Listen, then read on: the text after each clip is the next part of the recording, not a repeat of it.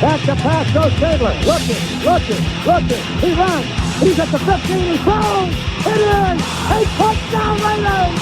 Touchdown Raiders. When you have great coaches, then after you have great coaches, you get great players. You have a great organization, and you tell them one thing: just win, baby. Get fired up. I ain't playing. I'm telling you, get fired up. Stand up. Get out of that chair, moron. It's time for the Degos. That's right, Murph and Sonny from the Dego Dungeon. You got it right here, live.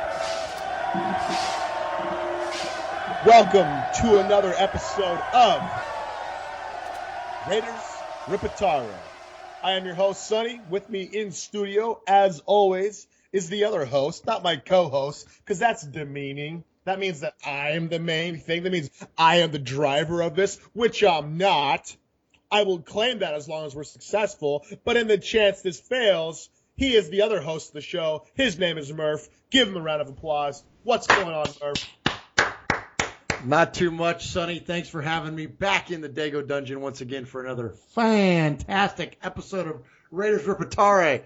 You know what, Sonny? You know what's interesting about this show? What's that, Murph? I'm on East Coast time tonight. Oh, you're an East Coast guy, huh? Yeah, I'm on East Coast time. I'm on West Coast time. I'm always on West Coast time. Yeah, I'm on East Coast time, kind of like the Raiders were when they won for the second time. Now, let's clarify, Murph. Let's get out in front of it. We goofed bad. I goofed bad. I'll own that. We're in the middle of the show. Now let's clarify here. We're not anything. We're not affiliated with the Raiders. We are not super fans. We're not reporter. We're not wannabe anythings. All we are is fans, right? We're Raiders fans, which means our dads were probably Raiders fans, which means our dads probably weren't, scholars.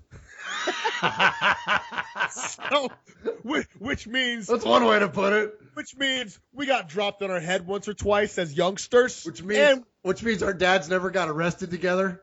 Yeah, which means they never got arrested for kidnapping somebody in Oregon with rope and sleeping bag. Which means we, probably knew what the taste of beer was by the time we were 3 years old and have pictures to prove it. My point is, though, Josh Murph, sometimes we say things that aren't accurate, like last episode. We need to clarify. We were in the midst of dialoguing, as we do, and I researched something about the Raiders and the East Coast struggles. And then what I researched, I thought, because I didn't look, was a recent article. But the date of that article, Josh Murph? 2013. 2013. So, listen to us for our passion, not for our facts. Well, and we weren't, although we weren't, we were onto something. We were onto something. It just was technically we were off. And so in terms of what we were saying, I think that still holds true in that They've struggled. The Raiders have struggled on the East Coast. And when you think of Cleveland, and going back, I remember them winning in Cleveland. I don't remember it being that was the game that got him over the hurdle. Because when you think of Cleveland, you think of the Midwest. You don't think of that being the East Coast. I think of Baltimore. I think of Washington. I think of New England and New York and Miami and Carolina. And that's, I don't think of Cleveland. That's the Midwest. But anyways, we stand corrected. And Twitter, you guys rock. You called us out immediately on it. And some of us got defensive. Well, some of us being me. But so thanks for keeping us in check out there, and like you said, don't listen to us for being factually accurate. Check into us for the passion and love of Raider football. If you want your factual, accurate, up to date stuff, go to Vic Tafer. Go listen to him. There you go. Absolutely. If you want to talk to your fellow knucklehead in a bar about the Raiders, come to us. That's where our mastery is. That's it. Absolutely. Now, Murph, I almost didn't make it here today. I went to a men's retreat a couple weeks ago. And we're going to get to the Raiders. Just a quick second here. I went to a men's retreat, met this guy. He's a gypsy joker. Straight up. Oh, wow. No kidding. He's patched in, man. Patched in. Wow, big time. Yeah. Gypsy joker. Big old dude, right? I work with youth. I was talking to him, mentioned that what I do. He goes, "Oh man, I'd love to come, do anything or speak to him, I was like, "Sweet." So we hooked up. I got his number. Came back from the men's retreat. I'm like, "Hey, babe, I got a dude's number from the men's retreat." Anyway, so he texts me today, right? He goes, "Hey, looking forward to doing whatever we can do together." I was like, "Yeah, man. Once I get to the office, I'll hit you back." I never texted him back, Murph. Oh no. I know. I just realized it right now. I kind of stood up a Gypsy Joker on the phone. That's not a good idea. For those that don't know, the Gypsy Jokers are kind of like the more hardcore version of the Hells Angels. Kind of, yeah. Yeah. He's reformed, but he's still a Joker. So I just texted him. Hopefully he texts me back. I haven't seen anything back yet. And so this may be the last Raiders team. Hopefully he doesn't show up at the Oregon Dago dungeon before the show's over and abruptly bring the show to an end. If you hear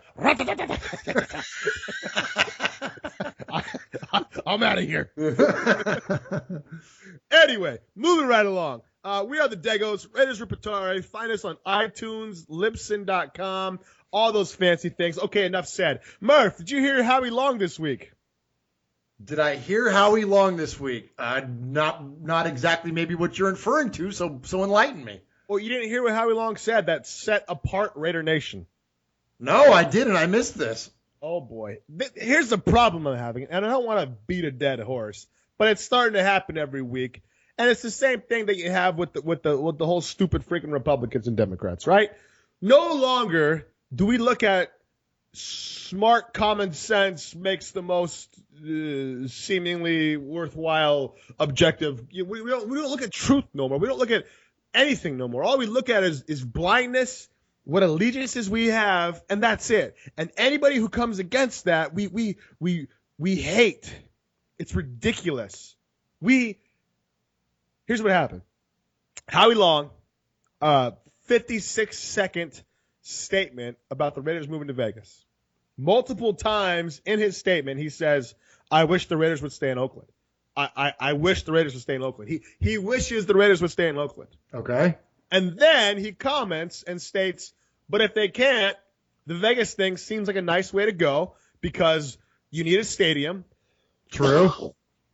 He says to be in today's NFL, you need a stadium. True. You need luxury boxes. True. You need revenue. True. You need all these things. That's all he says, basically. Sounds like a pretty smart take on it to me. Oh, no, Murph. Oh, he is an idiot. His jerseys should be burned. Oh, you gotta be kidding me. I swear to you. Look at Twitter, man. I'm on Twitter more than I I should Twitter. be. You are definitely our social media. I am more on Twitter. But this was pathetic, man. For Howie Long to share an opinion and then to get railroaded by fans of the team that Howie Long actually played on, to be discredited and for people to call him out and to say that he doesn't know what he's talking about, it's mind-blowing to me. Because Howie Long is in the organization. He is a Raider and stuff, It's just crazy. And so we're so blind to our allegiances that we don't look at facts. We don't look at truth. We don't look at just a dude giving his opinion and they're going to hate him for it. Like, it wasn't everybody, but straight up, dude. Dudes are like, screw that guy. I'm going to throw away his jersey. I'll burn his jersey. It was ridiculous, man. I'd say that until Charles Woodson retired here recently and has really epitomized what it is to be a Raider in retirement, that prior to that, it's got to be Howie Long. I mean, because if you think about all the guys that have retired, all the classic Raiders that we think of that embody the Raider persona and are there at the facilities during training camps and are there for games and in their off time and all that. It's it's the older guys. It's Bilenikoff and it's Willie Brown and it's all the Plunkett and all them. They're doing radio and Tom Flores and all. But Howie Long's the most recent by far. You know what I mean? Who else? Maybe Tim Brown. I mean, Tim Brown's certainly around, but Howie's certainly had more exposure at least to now because Timmy just hit the Hall of Fame here last year, or year before last, I should say. So I mean, until then, I mean, it's been Howie's personified the Raiders, and he's repped us for how long on that Fox NFL show. That's a silly notion to discredit the guy. But first of all, he was the last original Oakland Raider, if I'm not mistaken. Somebody tweet us that. I'm sure you'll tell me if I'm wrong, but I'm pretty sure Howie was the last original Oakland Raider. Played a majority of or all of his career. Aside from that 1 year in Oakland, he played first year, 81 was in Oakland, right, and then the rest was in L.A. 93 in L.A. Yes. Right, that was rest was in L.A. Okay, so you got a guy that I mean, so he not only does he have that long playing career with the Raiders, and obviously won a Super Bowl with them and everything else. Okay, so not only does he have all that, but that you talk about somebody that's in touch with it as an analyst and on being with that group on the Fox set, you know that they are in tune with so much that goes on in the NFL. So to immediately discredit him like that he doesn't know what he's talking about. That's the goofiest thing I've ever heard in my life. That's those people ought to be embarrassed. You know what they are too? And this is maybe a little bit of my age showing. They don't know what Howie Long is. They have no idea. Howie Long is somebody that's an analyst on TV. That's what they know Howie Long. They forget or they don't ever even know from the begin with what Howie Long was, how he was the Raiders. Howie Long was the Oakland and eventually Los Angeles Raiders. It was him. It was Marcus Allen. Those were the guys that were the Raiders. That's why it was such a big deal when Marcus got turned out by Al Davis and went to Kansas City. But, I mean, people don't understand. They don't know that. And so that's how can you – and then there's the other thing, too, is that I'm with you. How do you get pissed at somebody for having an opinion? That's what I'm talking about. That's the stupidest but you know thing I've why? ever heard. Because it was different than yours. Murph, how dare you have an opinion different than mine? Yeah, like only Siths deal in absolutes, and that's what our society's turning into, the idiots on social media. Get over yourselves. You know what? You're not all special little snowflakes, okay? Get over yourselves. Idiots. Okay. Thanks for alienating half our fan base by calling them all idiots. Not all of them. The ones that are follow the Degos, they're pretty legit. I like our fans. We're not. Let me back up. We don't have fans. Sorry, that was pretentious. I didn't mean it like that. I just meant the people that we interact with on our Twitter. Those people are cool. Everybody else, anybody that's criticizing Howie Long openly like that for having an opinion, and frankly an educated opinion, and frankly a pretty well-founded opinion when you consider what a franchise in the NFL needs in order to be successful, and the fact that they can't get it in Oakland and they're looking elsewhere to get it. Come on, man. This isn't rocket science. It's a freaking business. It is a business. And I think that's the problem, is that we as fans have such a time realizing we are just fans. And I think there's a sense of entitlement that comes with it. That you know. And again, we said this last time, I'm not in Oakland. I don't live in Oakland. I lived in San Jose, grew up in Northern California, Mariposa, that area, Fresno. I didn't grow up in Oakland. I didn't go to games as a kid. I went to a few games with my dad, but I didn't go to season tickets. You know, I didn't have season tickets. I don't have season tickets. I'm going to the Broncos game. I go to a game a year. I went to games as kids with my dad, but I never lived there. So I get that, right? I just watched Sonics Gate. It's the story of how the Seattle Supersonics were literally swindled out of Seattle. That was bad, what happened there. When Bennett came in, Kyle Bennett, whatever his name was, when Schultz, the owner of Starbucks, sold the team to Bennett. Bennett came in promising he'd never take the team to Oklahoma City, and of course he was doing it the whole entire time. He purposely tanked the team so they would suck, and then drove them out of there. I would feel like they ripped my heart out if that happened. Oakland seems like it's a little different. And again, I'm not there. I don't know. I don't go to town meetings, so I'm not saying anything. All I can say is, from an outside point of view, from just a fan point of view, to have other fans ripping, not so much disagreeing with. Let me clarify. You can disagree with Howie Long all you want. Disagree with them. I don't care. Disagree with them forever. That's fine. But don't insult. Don't think you're high and mighty that you can disrespect and insult and discredit a former player of your favorite team. Are you stupid enough to love a team and then hate the player who actually represented the love that you have for that team, that was part of the greatness of that team, and then you're going to disrespect him because he has a different opinion than you? I mean, what is this? You know what this is, Murph? You ever watch South Park? No. You should. South Park season 19 has an episode, or the whole episode is about PC principle. And if you say anything that goes against the PC, you're in trouble and stuff, you know? It's hilarious. Caitlyn Jenner, great person, great woman, hero, you know? It's awesome. But it pisses me off, man. I just, this whole thing has gotten way out of control. And to a certain degree, it's cool because it's passion and it's the fan base. And I would be pissed too. But the fact of the matter is something is breaking down between Oakland and the Raiders that's caused this to happen. Whether it's Mark Davis's fault, whether it's Shaft's fault, who knows? Well, it could all be Al's fault for all we know, right? I mean, that guy didn't make friends for the last 20 years of his life. So if you got to be pissed at somebody. or the last 40 years of his life even. Maybe you should be pissed at Al Davis, if anybody, right?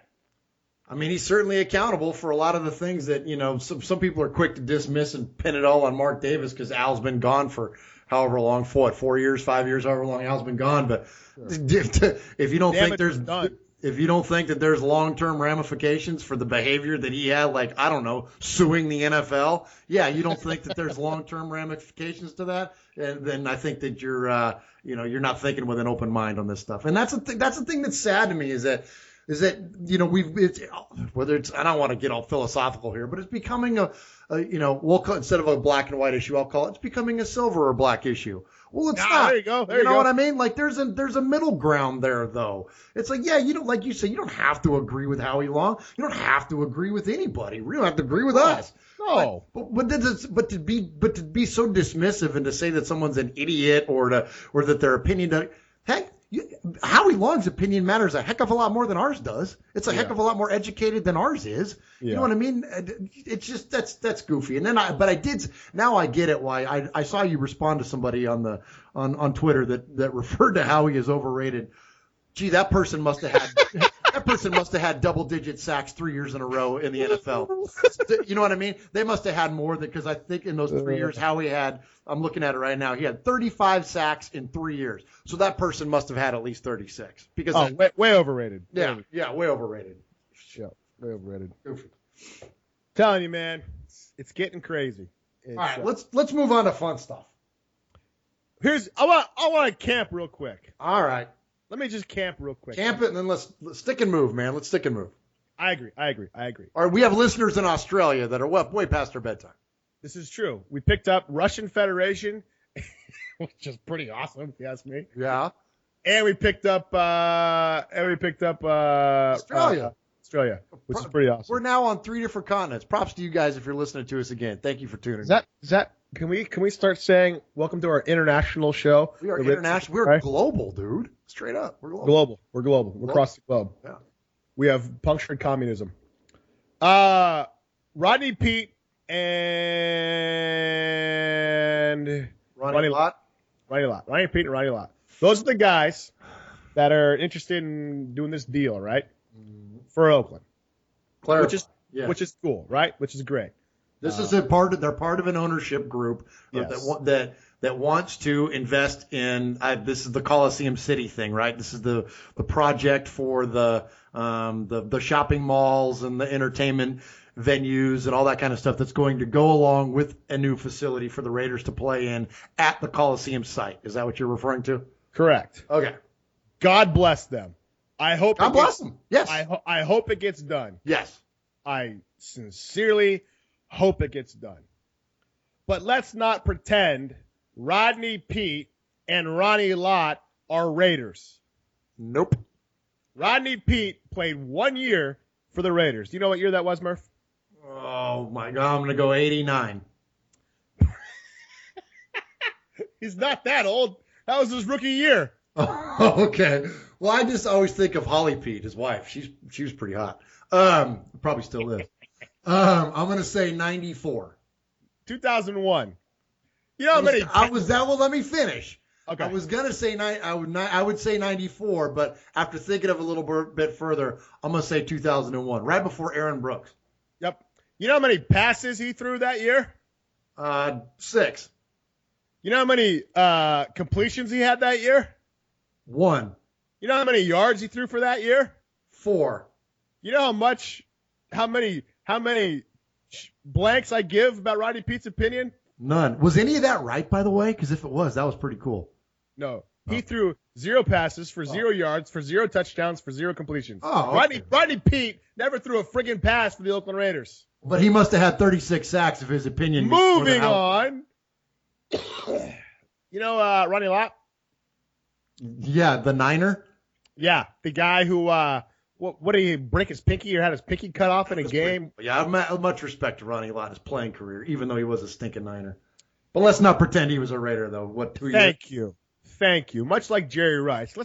Ronnie Lott played 2 years, 91, 92. Played 16 games in both years. 91 had 8 interceptions, which is a pretty outstanding number. Pretty solid. 93 tackles, 91, 103 tackles, 92. I mean, the dude played his heart out, right? No disrespect. But he is not a Raider. He's a freaking Niner, right? So, should we trust Howie Long has the better interest for the Raiders? Should we trust Ronnie Lott and Rodney Pete have the better interest for the Raiders? It's not about that at all. It's about both these people, all 3 of these people, want the best for the Raiders.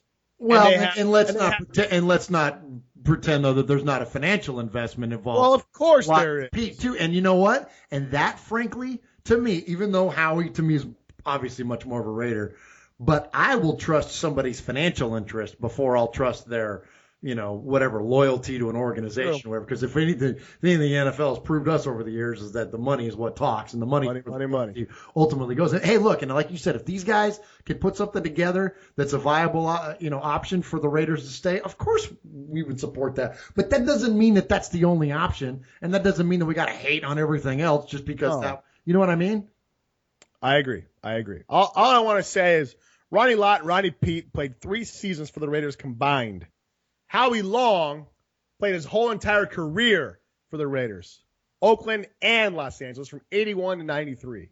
The guy is a Raider through and through. You really think he's going to come out and want the worst for the Raiders? I mean, let's rethink our attack here, man. Jeez Louise, ridiculous. All right, moving on. Raiders I feel like we're on the Dr. Death show or something, man, talking about all this Raider relocations. Hey, he's the man when it comes to this. That guy knows he is in it to win it when it comes to this stuff. So I have mad respect for him, man. It's awesome.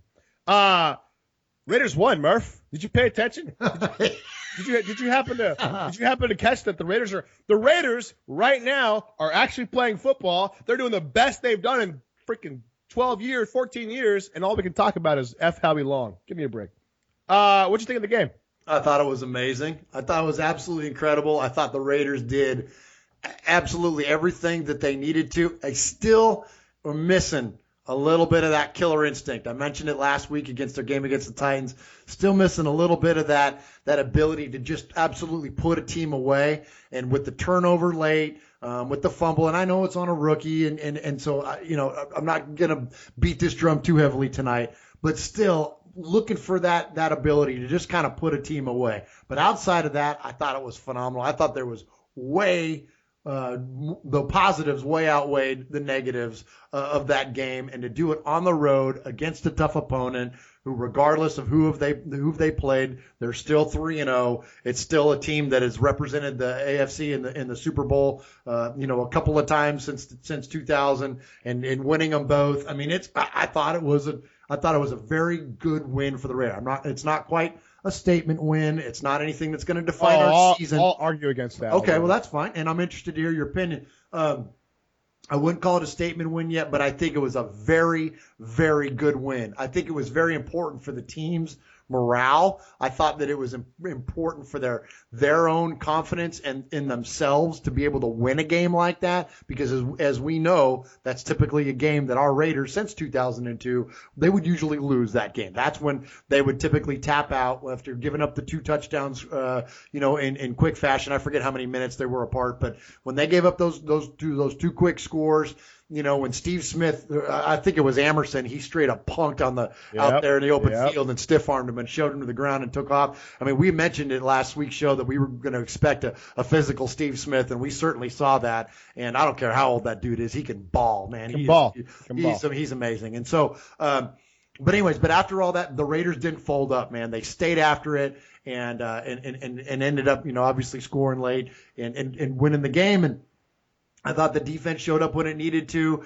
So there was a lot of positive things. But no, I don't think this wasn't, winning in Denver to, take a lead in the division. Like that to me, like those are going to be the games to me that are going to be more of a statement win. Yes, it was a big deal, and I'm not downplaying it nor diminishing the accomplishment at all, but I don't think it's going to define the season. I think there are going to be bigger opportunities based on the scheduling and knowing on how well our opponents are playing.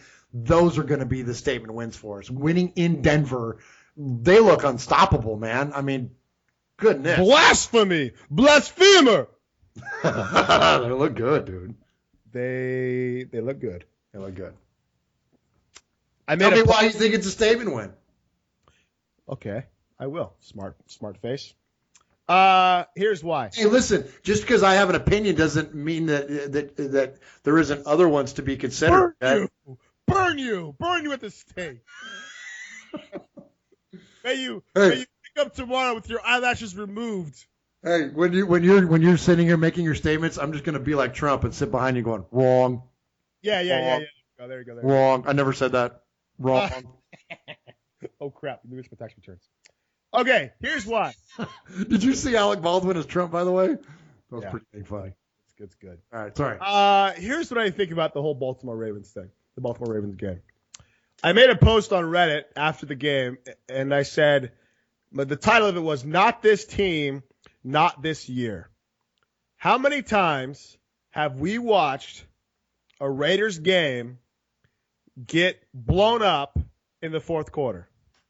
A lot.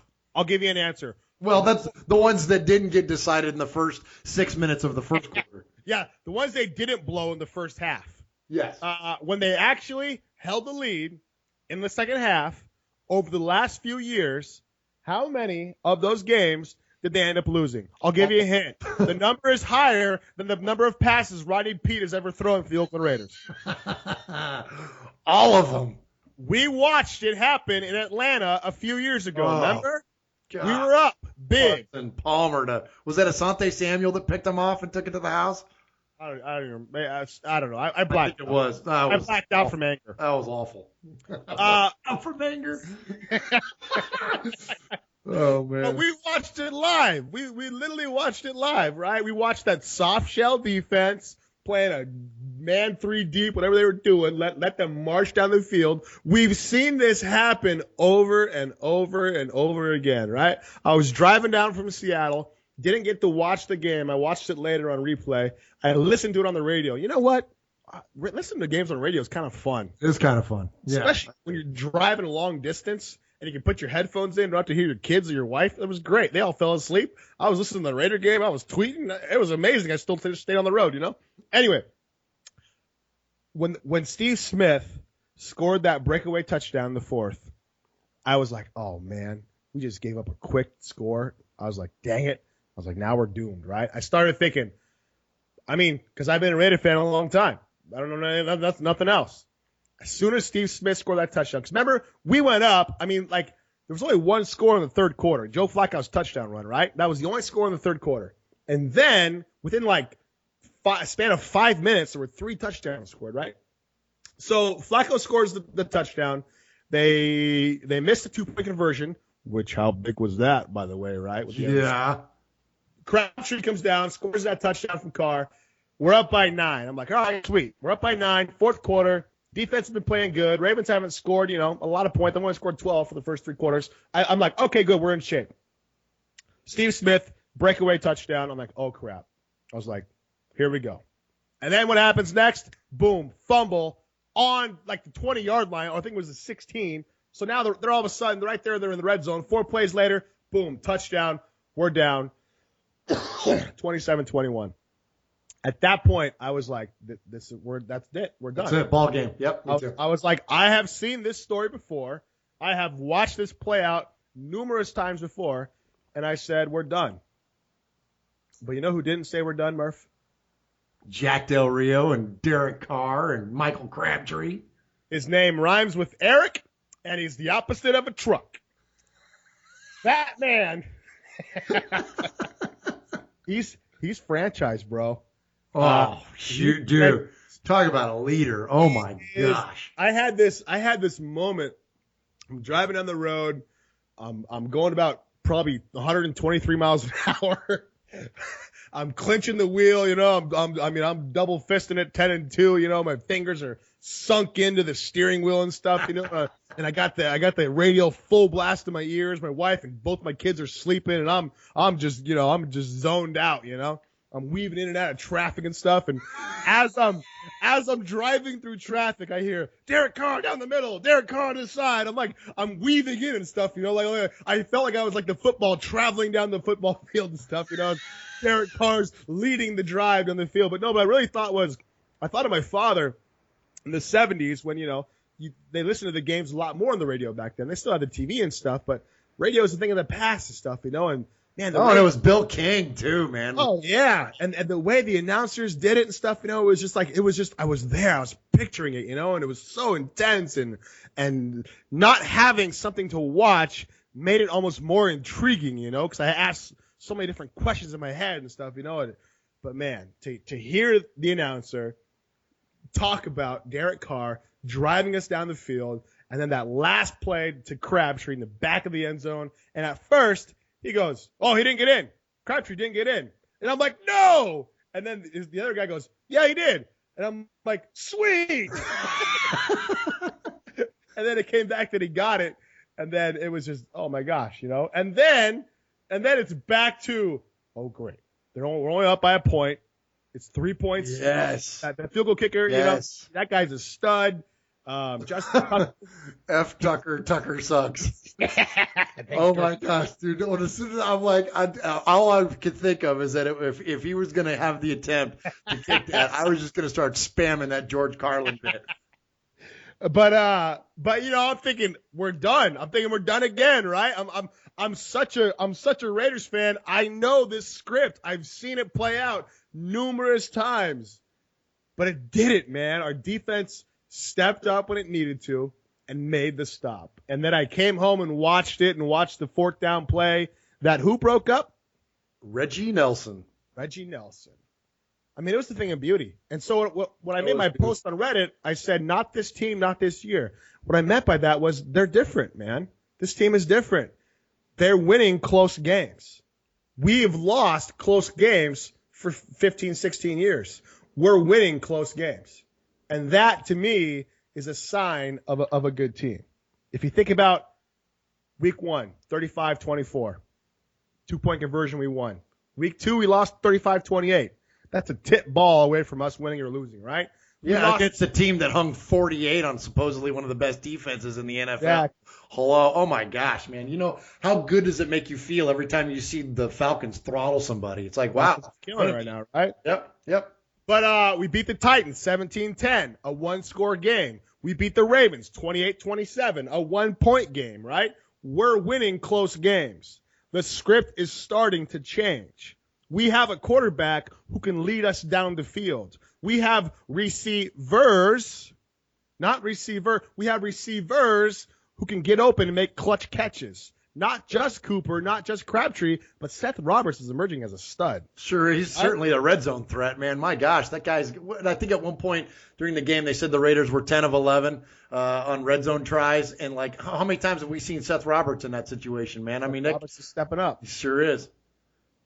Well, and you know what else I like, too, is that with Crabtree doing as well as he has, I heard some of the commentary afterwards was – I mean, he just balled out. I mean, he was – 7 receptions for 88 yards and 3 touchdowns. And, you know, one of the things that I heard was that now that Crabtree is not – look, to us as Raider fans, he never left the map. But I think to the greater good – to the NFL, yeah. Right, that he may not have been on the map. Well, dude, he certainly showed up. And not only does he have those vice grips for hands that we talked about last week, they showed up again. And, I mean, he's just straight up wrestling the ball away from people. It's amazing. But his footwork is just disgusting, dude. On that one play, I forget who that was on. I think it was Jimmy Smith. Or no, it wasn't Jimmy Smith. It was a young kid. Anyways, whatever. It was, I mean, he broke his ankles. He just left him in the dust, man. That foot on that move, it was sick. And so now that Crabtree is having the success that he is, he's going to start demanding attention. Yes, he is. Guess who's going to get left alone? Here comes Coop. Yep, here comes Coop. And so I think that we're going to start to see now defenses are going to start having to pick their battles. Because, again, it's not. I don't feel like Crabtree ever went away, but he's just really starting to emerge. I mean, and I think a lot of it, and if you ask him, it's Derek Carr. And when he was 100% Derek Carr. It is. And when you see him, I don't know if you watch Deion Sanders? Yes, the prime time. I forget what the show's called, but it's if you ball, you get the call. And I knew when Crabtree caught that third touchdown, I thought, oh man, because him and Deion go way back. I'm like, oh, he'll for sure be on the show tonight. And so I stayed up to make sure I watched it. And sure enough, he did. And the first thing he did was give Derek Carr credit, man. He was like, it's my quarterback. He's like, I trust number 4. I trust him. I put it, everything's in him. And so that is if that's bringing back Crabtree to the forefront of being a number 1 type threat, like I said, man, what's that going to do to Cooper? And like you mentioned with Roberts, heck, man, I'm telling you, we're in good shape. Offensively, we're in really good shape. And then thankfully, defensively, looks like we started to turn a little bit of a corner in this game too. I thought the defense played tougher. Not a perfect game by no means. But the thing that I was impressed with, and again, I think this is the mantra, man, not this team, not this year. How many times have we seen a Raider defense do a dumb thing and give up the late lead, man? And we did not see that this year. Like pass interference on a 4th down. Yes. Something stupid like that, yeah. Or a dumb penalty. Now, I think we came into that game leading the league in still leading the league penalties. Yeah. I don't know if we still are after that game. We were, yeah. But all that said, we're making the plays when we need to, right? Mac finally got a sack, but if you watch the game, he was on fire, dude. We terrorized Flacco the whole entire game. Flacco got hit a lot. I don't know what the exact stats were, but he got hit or hurried quite a bit, and a lot of his incompletions were because of that, On top of that, we got another strip sack fumble. I think was it Irvin again? I think so, yeah. No. It was, Autry? Did Autry do it? Did Autry recover? I thought Autry recovered it. Irvin recovered it. Autry had him dead to rights a couple times. He almost had Flacco, too. Autry had a great game. Autry got the fumble. Oh, no, that was Washington. I think you're right. I think it was Irvin caused it, and Autry recovered it, yeah. But anyway, so Khalil Mack had 3 quarterback hits. Irvin had 2 quarterback hits. Jaleel Ward had 6 quarterback hits. I know we had a ton of hurries, too. All that said, the defense stepped up when it needed to. For the first half, I think we held them to field goals, right? I mean, we did what we had to do, man. The defense, it gave up some, but then it stopped. It gave up the big play to Steve Smith, but that was a fluke, right? I wouldn't even call it a fluke. You're talking about a future Hall of Famer just making a great play. I mean, that's how do you? I mean, not like Emerson was out of position or anything. You know what I mean? Like that. That's just Steve. It's just like when you play the Falcons. Julio Jones is going to get his at some point. Steve Smith is going to get his. It wasn't the norm of the day. No, not at all. I don't think that the defense. I don't think anybody it was like a horrible play at all. I think that's just Steve Smith. So no, I thought that was. I mean, I'm not going to say it was fine because it still scored a touchdown, but I mean, yeah, it was understandable. I guess it was what you could say. As a fan watching it, you don't feel like, oh my gosh, I can't believe we just did that. It was more like, oh my gosh, I can't believe he just did that. Yeah, that's a good way to look at it. And it wasn't like, oh my gosh, this guy's been killing us all day. How come they can't stop that? How come they can't figure that out? Yeah, right? This wasn't 386 yards that Antonio Brown hung up on us last year or whatever. Yeah. Oh, exactly. So I'm telling you, man, they're different. They're different. I'm not getting all googly-eyed, silver and black glass. I mean, I kind of am a little bit, but it's just this is a different team, man. We've lost this game in Baltimore many, many times before. We've lost this scenario many, many times before, and this time we won. And I think that says a lot about this team. And I don't give a crap to people who say, "Oh, they're 3-0, but they didn't beat." Bull crap. They're 3-0. If you're 3-0 in the NFL, you're 3-0. That's it. Period. End of the day. Because any team, any given Sunday, Patriots just got shut out. Last week we were saying they're geniuses because they keep winning. This week they got shut out. So everybody can shut the hell up about they're 3-0. They didn't beat anybody. We just beat a 3-0 team in their house. Here's the other cool thing about it too. Listening on the radio, you know how many times I heard cheers for the Raiders come through on the radio? Really? I mean, I don't know about. I'd be interested. I mean, I don't know how you can measure this. I think the Raiders are one of the best traveling teams in the country. I mean, we were coming through loud, and then to watch the game, they would show the crowd pictures on Twitter. There was an end zone was just full of Raider jerseys and people in black and stuff. I was listening to the pregame. I tweeted about it. The CBS radio guy made comment about. He goes, "Wow!" As he's walking through, he goes, "Wow!" It was like a random comment. He was giving the analysis, and he goes, "Oh my gosh, there's a lot of Raider jerseys here. We're not used to seeing so many opponents' jerseys in this stadium." I mean, he made comment about it. Raiders travel well, which is why if we move to Vegas, I'm not worried about filling seats. But beyond that, Raiders travel well. Good things are happening, Murph.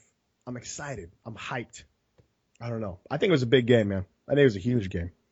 Well, I agree, and I don't mean to dismiss it at all. I just think that there are bigger games to win you know what I mean, throughout the course of this year. But for all the reasons you just stated, I think that they're all very, very valid points, and why they are, to a certain extent, those were statements to be made. It was certainly a statement to the overall personality of this football team, because the personality, like we've said ad nauseum at this point, we didn't do this before. This was a team that would lay down after these circumstances in the past, and they never did that, despite the penalties, despite the giving up of big plays, despite the turnovers. None of that mattered. They still stayed in there. They still fought, and they still brought themselves all the way back. And I think, too, that I don't want to say that it hasn't been that this is the first time in recent years we've seen this characteristic, because I kind of feel like the Raiders have been moving this way really since Del Rio. I mean, the Allen years were a little lean, but I kind of feel like we've been moving this way, but we haven't had the talent to be able to take advantage of those sentiments. But now when you have people, like you mentioned, Bruce Irvin and the maturation of Khalil Mack, and, the young guys on the defensive line stepping up, and guys like Reggie Nelson in the secondary, and I'm even going to give him props, a guy like DJ Hayden making plays. Now the talent is also represented, and so it's not just the team has the willingness and the competitiveness to stay in the game, but now they got the talent to actually make things go. So it's not just like, well, we're not going to give up, but now we have the talent to claw back in it and to win this thing. And so, yeah, I'm with you. And for those aspects, it was definitely a big deal. It was definitely a statement for the personality of this team. And so I mentioned him, and so I want to talk a little bit about a few things. I do want to jump back to the offense too, because there's a couple talking points there I think are fair to cover. But I mentioned DJ Hayden. Dude, I don't know about you, and I don't know about that. I haven't seen as much on social media this week, but I've been the first one to criticize it. I've been really vocal about, in conversations with other Raider fans and you about DJ Hayden, about him being a bust, and about just being let down by him as a player. When he was drafted, and the story behind him. The story was great. Amazing what that guy had to. The fact that he even plays football at all, the fact that he's alive, and the fact that he's still talented enough to play in the NFL is an absolute blessing, and is a story that should be celebrated. Now, that said, he's been busting our hearts. No pun intended. Easy. What? I really didn't mean it like that. Can't say that. I didn't mean it like that. I take that back. I really didn't mean it like that. I meant like he's been letting us down, okay, regularly with his play on the field. He almost gives me a heart attack every time he's on. Wait a minute. You just said we weren't supposed to say stuff like that. All right, go ahead. All right. It's like he rips your heart out when you watch it. Oh, my gosh. Go ahead. It's like you get just like a shot to the ribs, man, every time you see him play.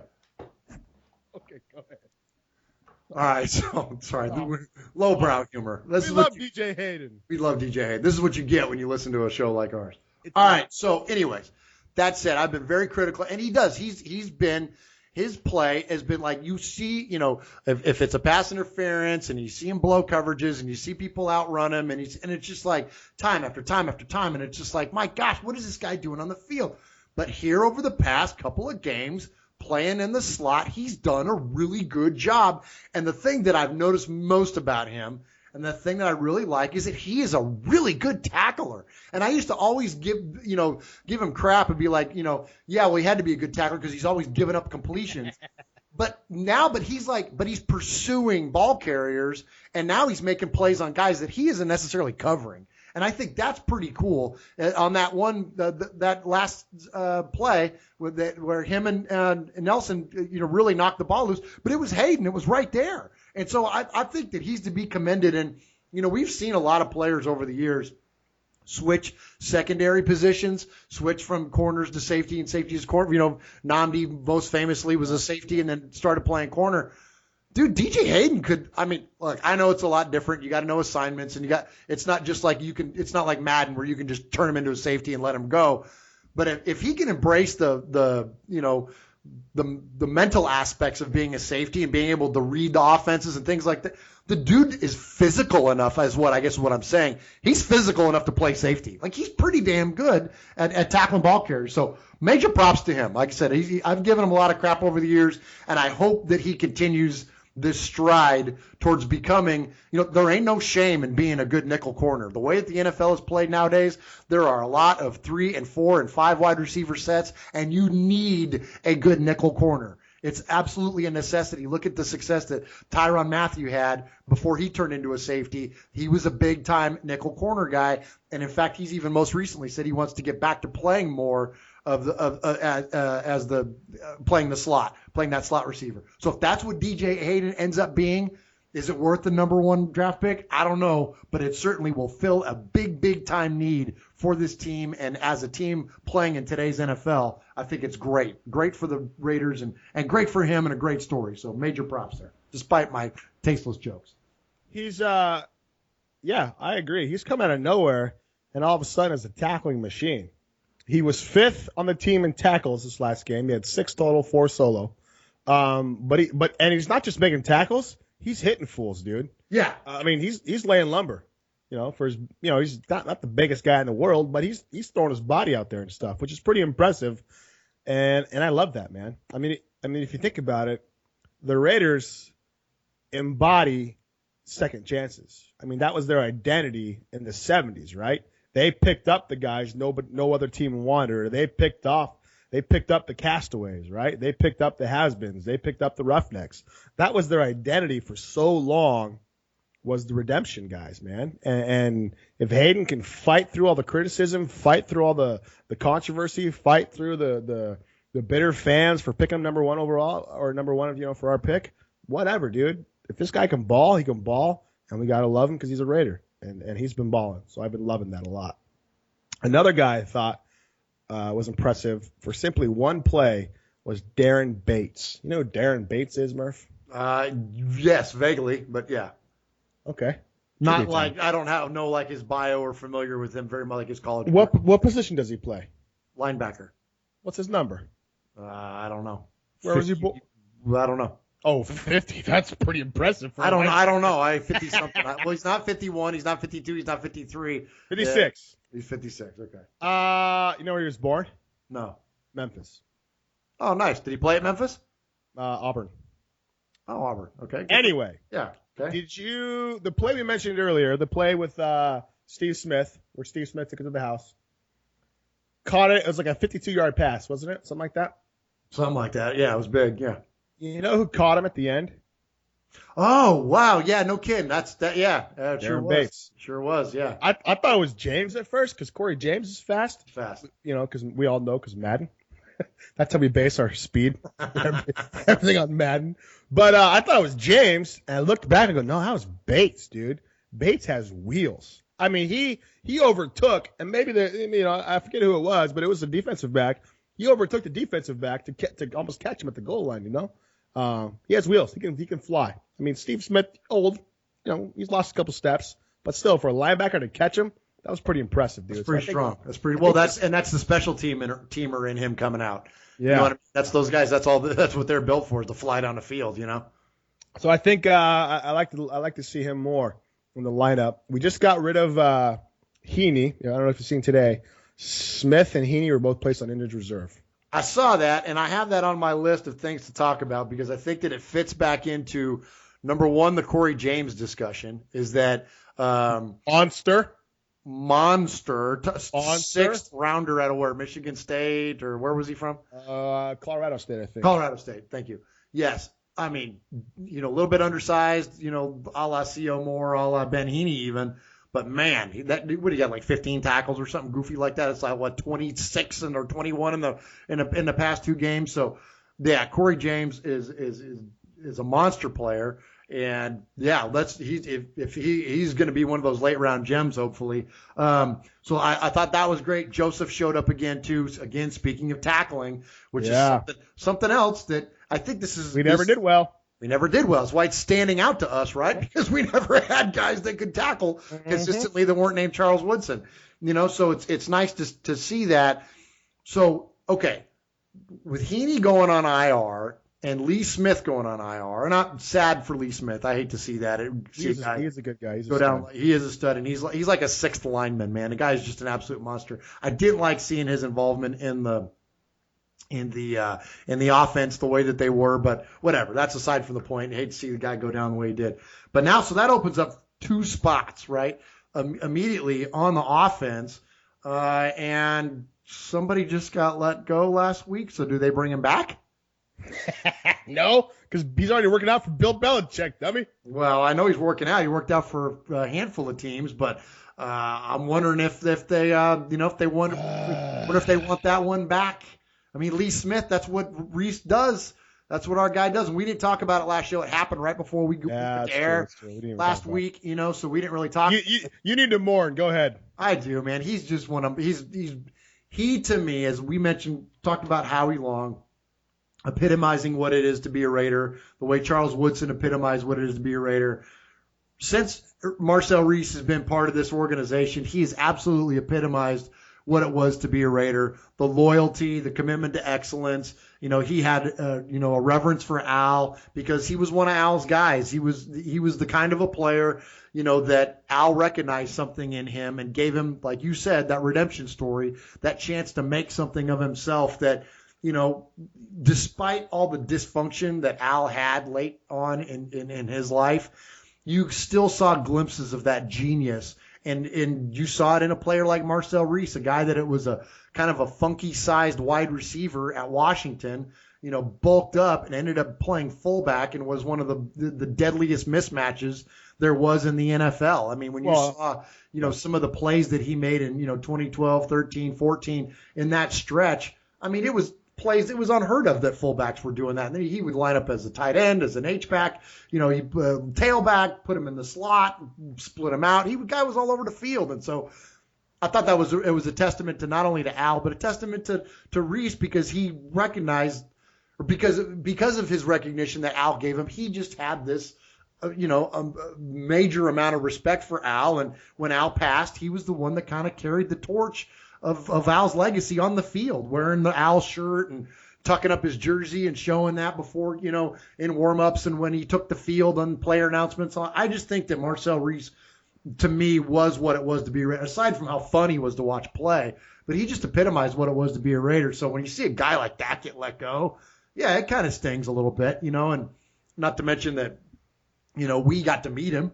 You got a hat signed. I got a jersey signed. He was gracious with his time. We saw him on the road in Tennessee, and man, he came right over to us and talked to us, and he was great. I mean, look, we never had dinner with the guy. I don't know. He may go home and kick his dog for all I know, but to us, he was a super nice guy, and he and for his persona as a Raider and his quality of play, yeah, you miss a guy like that. So I think if Lee Smith would have got hurt last week, I'll bet you Marcel Reese doesn't go anywhere because he's eligible as of now. He comes back this week. So I'm curious to see if those spots opening up will incur some interest on the Raiders' behalf to bring him back. Or if maybe that ship has sailed. Maybe it's sailed for him. Maybe he doesn't want to go back. Now that they've cut him loose, maybe now he just says no thanks. And if he gets an offer from the Patriots, and Bill Belichick will, go win a Super Bowl with him. Yeah, I don't think he comes back. I think he's done. He's gone. Great player. I mean, I don't understand why we never utilized him the right way. I don't understand why he was never a tight end. Guy could catch, he could run routes, and he was big. I mean, I don't know. I never played professional football, so there's more. Maybe he couldn't block as well or something like that. But you got to think. He's a fullback. I mean, he could block. Oh, I know, but there was never evidence that he couldn't. Yeah, you know what I mean? Like, yeah. I mean, Lee Smith is he's running 1 yard out routes. Love the guy, great blocker, but a 1 yard out route. Are we finally past the Fire Musgrave banter? I think so. Something that I was thinking about you this week because. Thanks, Josh. And not even when I was pooping, but other times I thought about. Yeah, thanks. So when you covered a couple shows ago, you had talked about how Musgrave was kind of getting some criticism because of the short pass routes, and despite the fact that we had the number 1 rated offense in terms of yardage, despite that he was getting criticism because of the short pass plays and all that. There's a couple things that happened, I think that and you defended him, and so that's why I thought of you. And there's a few things that happened. One is I think Carr is a pretty smart quarterback, and when you look at him during a football game, the guy is working through his progressions all game long, and if it's not there, he's not going to force it because he remembers what happens when he forces it. Chris Harris picks it off and runs it to the house and wins the game in Oakland. That's what happens when you force passes. So I think he's being very discriminate at the passes that he pushes downfield, which is good. So that means he's doing a lot more checkdowns. He's doing a lot more third options, a lot more bailout type stuff, a lot more Lee Smith type opportunities. Okay. So that's why that stuff is happening. Now that's not on Musgrave. That's something it's built into the offense as a fail safe. So instead of taking a sack or, you know what I mean? So instead of him risk getting hit, or taking a play for no gain. Instead, he dumps out, he bails out, and he gets at least a couple of yards out of it. Now, if that were the only thing that we ever did, then I would say that it would be fair to criticize him, but that's not. And then here's the other thing that made me think of it too, is that I think and I forget if it was during the game or if I read it afterwards or something, but at some point somebody mentioned that he was either at the top of the list or near the top of the list as far as yards after contact, deadly, yak yards, right? Those yak yards, I'm pretty sure Amari Cooper was leading the league, or at least up there, as far as having the most yak yards in the NFL. Now, I'm no genius, okay, and I'm not as smart as some of these people on Twitter are. I'll second that. Okay, thank you. But if I have a player that's leading in yards after the catch, I don't need to force the ball 15, 20 yards downfield to Amari Cooper. I can throw him a bubble screen. I can throw him a 5-yard slant. I can throw him a quick pass, let him go to work. That's what that offense is doing. And so I think that those two things built in are much less of a reason for this whole fire Musgrave and, we don't push the ball down. They don't maybe push the ball downfield because maybe, one, it's not smart in that situation, or maybe, two, they don't need to in those moments. So, no, I get off of Musgrave's junk, man. The guy's fine. We're 3-1. We have. Here's an interesting stat for you. Do you know the only quarterback who has ever thrown for over 1,000 yards in 4 games without throwing an interception? Oh, gosh. I don't know, but I'll guess. Marino. Guess again. Tom Brady. Guess again. Okay, give me the yardage number again. 1,000? Over 1,000 yards over a 4-game span without throwing an interception. All right, so 250 yards a game. That's not a ton of yards per game. So Joe Montana. Guess again. What the crap? Okay, let's see. I'll give you a hint. Peyton Manning. I'll give you a hint. No. Rich Gannon? His name rhymes with Yik Yak. Yik Yak? Yep. Dak Prescott. That doesn't rhyme with Yik Yak. Oh, the last part of it does. No, that rhymes with, if you would have said Yak Yacht, that would. Yik Yak Dak. That rhymes. So stupid. You being stupid. Yik Yak Dak. Rhyme with Yik Yak. I'm thinking like Michael Tic Tac. I'm like, oh, they like who? There's never even a player named Michael Tic Tac. Anyway, he was pretty good. he is the only guy to ever. This is pretty impressive for your Yik Yak Dak. Over 1,000 yards. Hey. Over 1,000 yards, 4 games, no interceptions. Ever? Yeah, dude, ever. I read it the other day. Ever. Like ever. Ever. Pretty impressive, right? Wow. I know. It's pretty. It's amazing. Impressive. Good. And I fact checked it, so we don't have to apologize for this. Okay, all right. He plays on Central Time, so I think we're good. Yeah. Anyway, so that said, do you know how many interceptions Carr has this year? 1, right? The tip pass? Yep. Do you know how many yards he's thrown for? Oh gosh, I don't know. Let me see. Hold on. You went 3,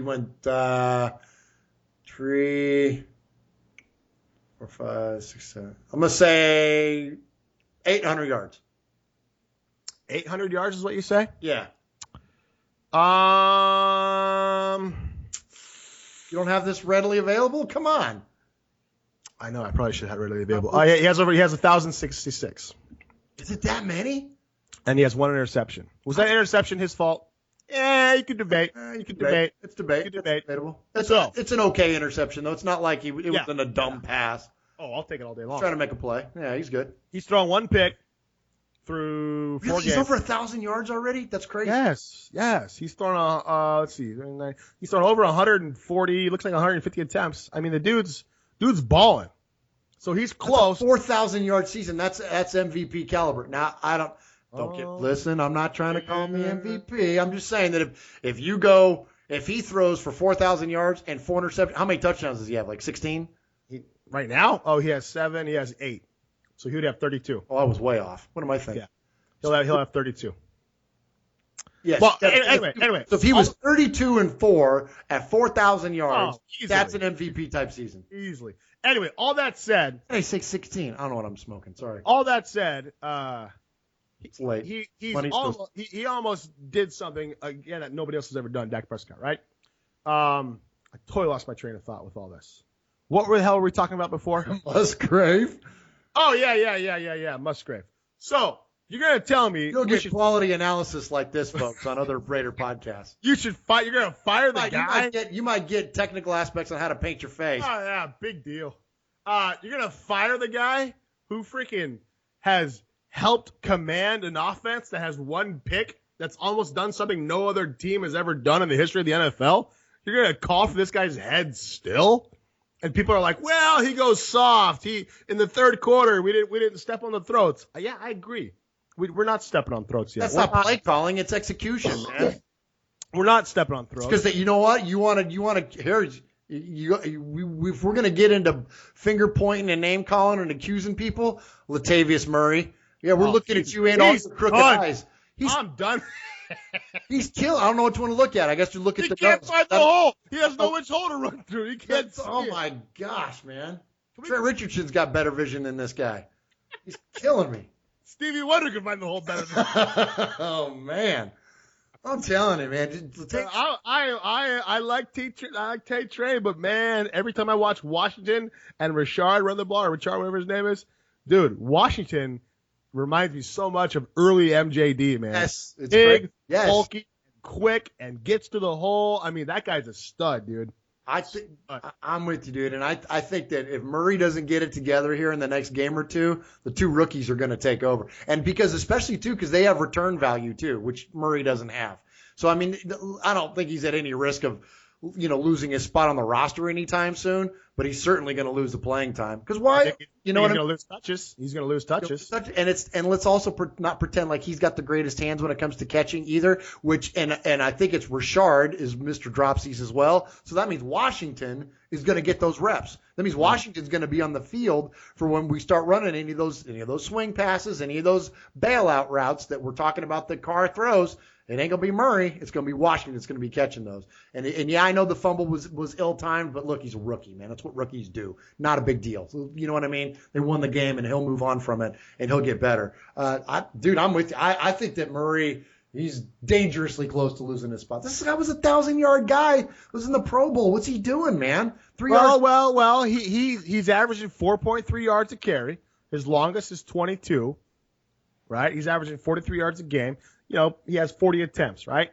Washington, 23 attempts, 6.4 average. 30 is his longest. He has 3 runs of 20 yards or more. That's impressive. That's impressive. And what is Richard? He had that big. Richard has 17 carries, 144 yards, 8.5 average, long 75.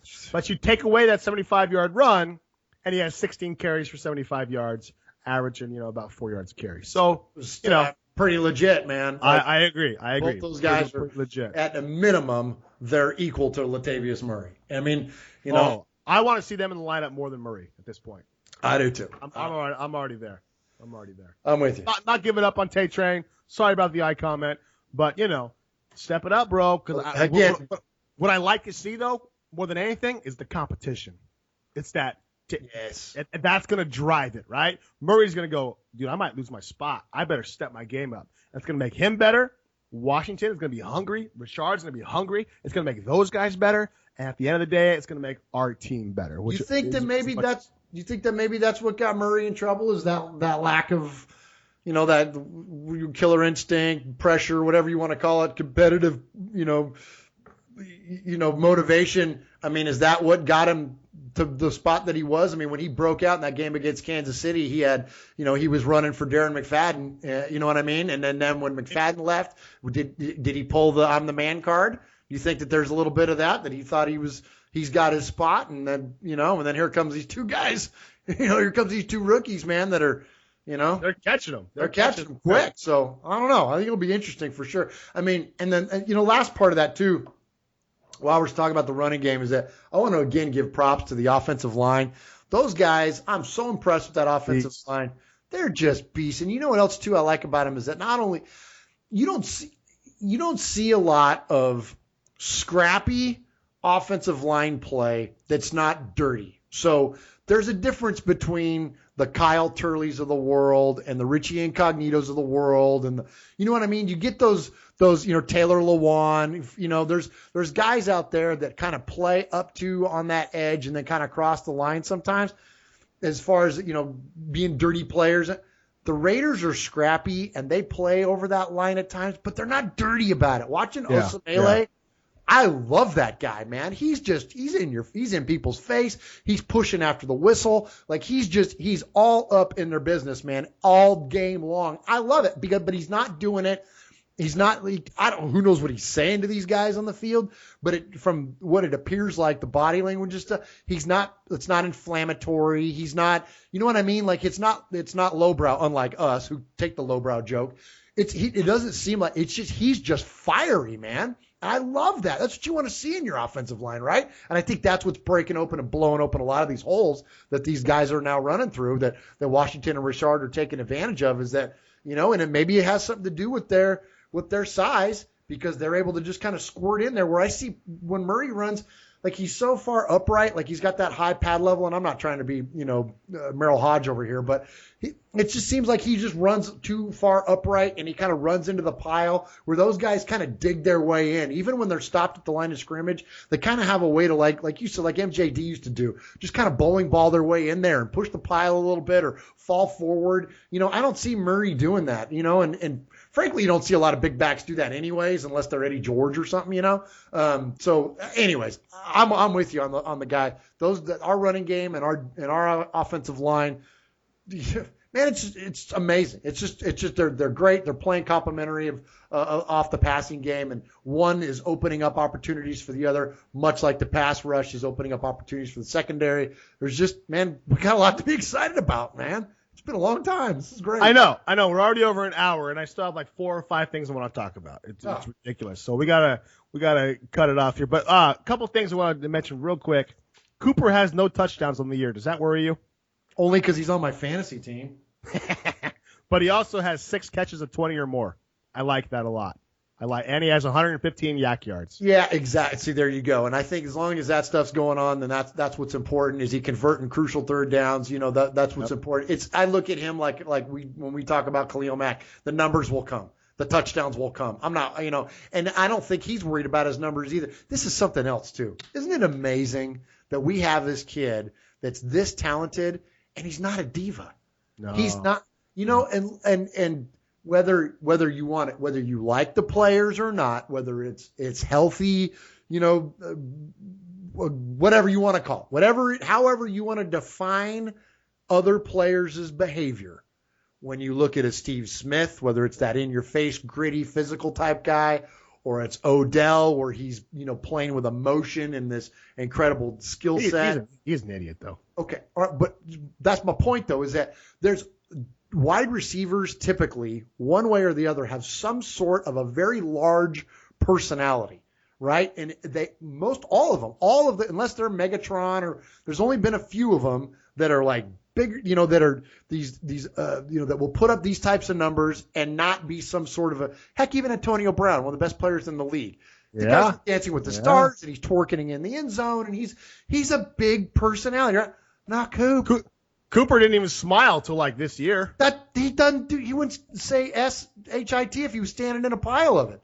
I mean, the kid's he's amazing that he's this talented, and he's chill. He's chill. I love it. I think it's great. There was a quote. Let's see. What did it say? Like my kids don't know how to what that SHIT spells shit. I just say it from now on. Sorry. I mean to dumb it down. Wow, you just made us PG-13. We're gonna lose Australia now because of you. They don't got they got Murph saying shit on radio. Yeah. Crabtree, more touchdowns than any Niner receivers combined since coming over. Well, that's not what a difference a quarterback makes. Remember when the Niners played the Ravens in a little game called the Lights Out Super Bowl? Remember how many times Crabtree was throwing the ball and he missed it?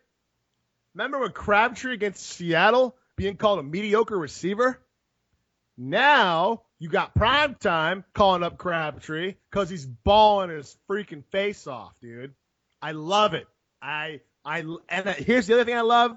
Redemption again. He was supposed to be drafted by us. We went with Hayward Bay. Fast as hell. Couldn't catch nothing. The ship's righted. Is that even how you say it? We've righted the ship, right? Yeah. Crabtree's on the Raiders, where he should have been all along, and he's balling out with Carr. And did you hear what he told Primetime when he told Dion at the end of that interview? And Dion almost missed it. Did you hear what he said? Say it. He said, "I'll see you next week, Prime." Oh yeah. And Prime goes, "All right, good." He goes, "Ah!" He really got it. That's right. Because if you ball, you get the call. Crabtree's confident right now, man. He is confident, and he's catching everything. He's balling out, man. Friggin' love it. All this said, all this hype said, and we won't talk about it too much because I think this show might merge into let's talk about the past week stuff. If we lose to the Chargers, all this is null, I think. I'm serious, man. I said it's not a statement win. I'm serious. Chargers are 1-3. Yep. They got Rivers. He's beat us before. He's good. A lot of people picked him this year to be good, but they're not really good right now. If we lose to the Chargers, that nullifies all of this. Yes, so I totally agree, and that's why we have to come in and smoke them. Here's what scares me. They've put up 121 points already this year. We've only put up 108, and we've been scoring. We've been scoring in bunches. They put up 27 on the Chiefs, 38 on the Jaguars, 22 against the Colts, and 34 against the Saints. They're putting up points. And what do all those teams have in common?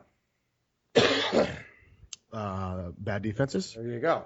So, I mean, as long as our defense plays the way that we played in Baltimore, if that was an indication of where this defense is going, then I don't think that we're going to have a problem. And then, the other good news is that not to stray too far off the Chargers game, but just as a general outlook going forward, we're getting people back too. We're going to get Mario Edwards back soon. True. And we're going to have Aldon Smith back by week 8. So if we think our pass rush is starting to finally come around a little bit, and dude, can you imagine? Think about it with those two guys on the line. already with the young guys playing, like you mentioned Ward earlier, and what's the other guy's name? Calhoun. With the way that they're playing right now, that kind of depth, dude, that's what wins you championships. When you have that kind of depth at positions, when we can run 5, 6, 7 deep on the defensive line and get consistent pressure all game long and have fresh legs going into the fourth quarter, that's huge. That's huge. Yeah. So I'm with you. Will it all be for naught if they lose to the Chargers? I don't know. But this is definitely why I say that it wasn't a statement win against Baltimore, because there are other bigger games to be won, mainly within the division. And San Diego's just a starting point. Like, that's, we should beat the Chargers. If the Raiders we should beat the Chargers. I agree. We should beat the Chargers. We have to win. If we don't win, we don't do a show next week. No, just kidding. But I mean, if we don't, that's not looking good.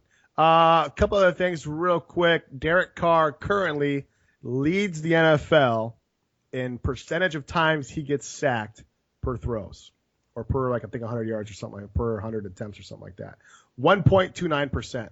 The next closest guy is Blaine Gabbert at 2.46%. So almost by double, he's not getting touched, is basically what this is saying. He's not getting touched. Also, he has 2 game-winning drives this year, and he has 2 comebacks this year. And he is number 1 in the NFL since 2015 in come-from-behind wins. I'm telling you, Murph, this could be the start to something. That's impressive, man. It's impressive. It reminds me of, if you watch old videos of the Raiders from back in the 70s, and, Shell and Upshaw, they were so solid on that side of the line. And, of course, then Dave Vella and George Bueller and all those guys. The line of the Raiders back in the 70s was so good that when they would watch game film, afterwards, as they're sitting in the film rooms, Stabler would just stand back there in the pocket, and he wouldn't bounce around. He would just stand there, like flat-footed. And Shell and Upshaw used to tell him, Snake, why don't you move around a little bit back there, man? Make him look like he's trying to do something. Because Stabler would drop back, and the protection was so good. Yeah, man. He didn't have to move. He just stood there. He was just looking out in the field, just, for like 3, 4, 5 seconds. He's just standing there, And so, and there was at times during this game, it made me think of that, because Carr wasn't getting any kind of pressure. And now we're talking about a defense clean. C.J. Mosley and Elvis Dumerville and Terrell Suggs. I mean, it's not a slouch. It's not a slouch. Not a slouch defense. There's some playmakers on that team, and they weren't getting any pressure. And he was just standing back there. Of course, Derek Carr's, a little bit more athletic than what Stabler was, and he's bouncing around doing his thing back there. But, yeah, I mean, totally, that's impressive. If you can keep your jersey that clean, that late into the game, that's, again, those are the things that you got to do to win championships, and the Raiders are certainly doing it. One more thing. Shane who?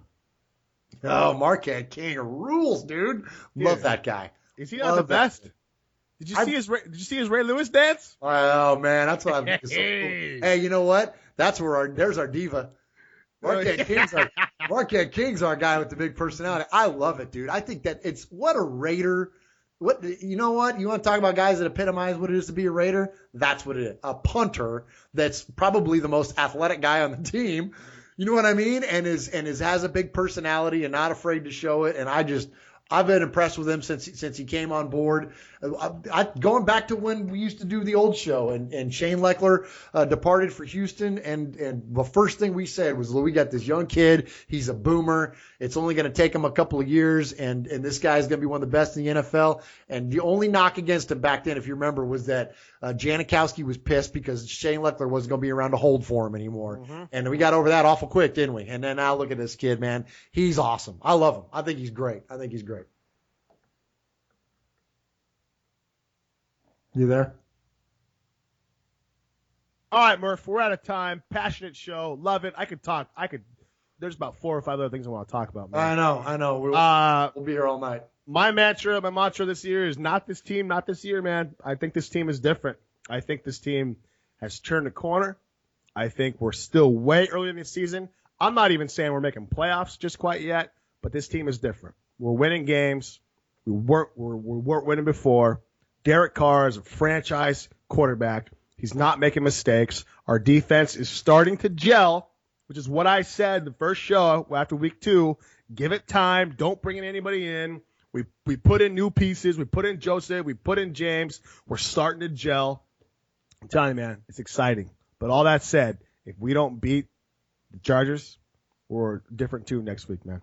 Check us out, Raiders Riportare, every week. Podcast coming on Wednesdays. Find us on iTunes, also on Libsyn.com. On Twitter, we are at the Degos. I am their co-host, Sonny. Josh is the host. Wait a minute. I thought I was Murph. Murph, whatever your name is. We picked up Australia and the Russian Federation last week. This week, we're hoping for Africa. So, if you know anybody in Zimbabwe who likes the Raiders, have them check out our show. It'd be really great. Murph, any last comments before we go? 34-10, Raiders get their first blowout win of the year. Hey, I think it's going to be 112-0. Chargers might get 2 points, but we'll see what happens. All right. Thanks for listening this week. See y'all next week. Go Raiders. With all the great teams we've had, I think today that this organization, this team, this coaching staff dominated so decisively that two things must be said. Not only, in my opinion, are you the greatest rated team of all time, I think you're ranked with the great teams of all time that have ever played any professional sport.